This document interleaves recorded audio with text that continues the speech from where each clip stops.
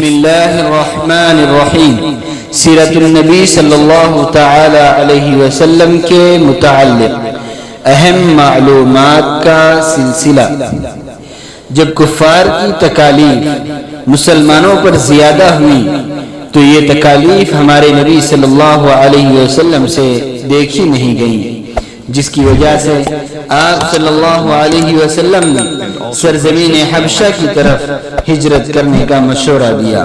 یہ مسلمانوں کی پہلی ہجرت تھی جس میں 11 مرد اور 4 خواتین تھیں۔ یہ ہجرت نبوت کے 5ویں سال پیش آئی۔ مسلمانوں کی اس ہجرت کے وقت حبش کا بادشاہ اصحمہ نجاشی تھا۔ اس قافلے کے امیر حضرت عثمان بن عفان رضی اللہ عنہ تھے۔ اس قافلے میں ہمارے نبی صلی اللہ علیہ وسلم کی صاحبزادی حضرت رقیہ بھی شریک تھیں، جو حضرت عثمان کی اہلیہ ہیں۔ اللہ کے نبی صلی اللہ علیہ وسلم نے فرمایا کہ حضرت ابراہیم اور لوط علیہ السلام کے بعد یہ پہلا گھرانہ ہے جس نے اللہ کی راہ میں ہجرت کی۔ یہاں حبش میں مسلمان امن و امان سے زندگی گزار رہے تھے۔ ان کا اس طرح رہنا کفار کو اچھا نہیں لگا۔ حبشہ میں یہ افواہ اڑا دی گئی کہ مکہ کے سارے لوگ مسلمان ہو گئے ہیں۔ یہ خبر سن کر حبشہ کے مسلمان بہت خوش ہوئے اور واپس مکہ آ گئے، جس کے بعد مکہ والوں نے مسلمانوں پر مزید ظلم شروع کر دیا، جس پر ہمارے نبی صلی اللہ علیہ وسلم نے دوبارہ حبشہ کی ہجرت کا حکم فرمایا۔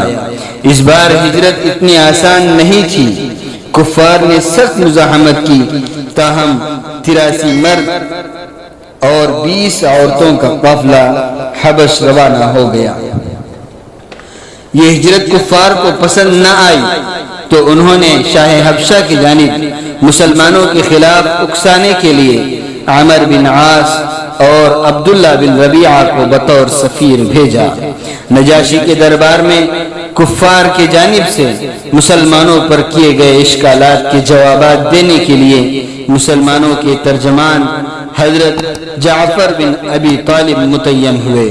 حضرت جعفر بن ابی طالب رضی اللہ عنہ نے نجاشی کے دربار میں سورہ مریم کی ابتدائی آیات تلاوت فرمائی، جس کو سن کر نجاشی کی آنکھوں میں آنسو بھر آئے اور کہا، یہ کلام اور وہ کلام جو حضرت عیسیٰ علیہ السلام لے کر آئے تھے دونوں ایک ہی جگہ سے نکلے ہوئے ہیں۔